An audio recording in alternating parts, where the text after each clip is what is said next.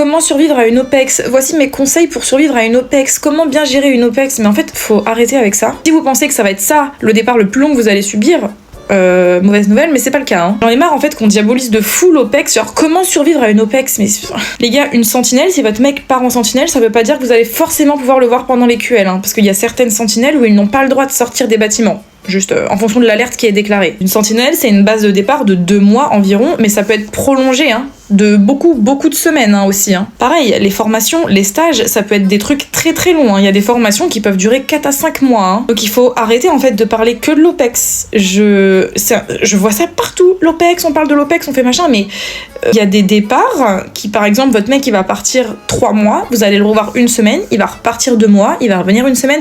Moi clairement c'est ce que je suis en train de vivre. Hein. Et il n'y a pas eu d'OPEX dans tout ça. Hein. Si vous suivez mes réseaux sociaux, vous voyez bien que mon mec je ne le vois jamais. Et pourtant il est pas en OPEX. Donc en fait je comprends pas pourquoi on parle que de ça. Je comprends pas.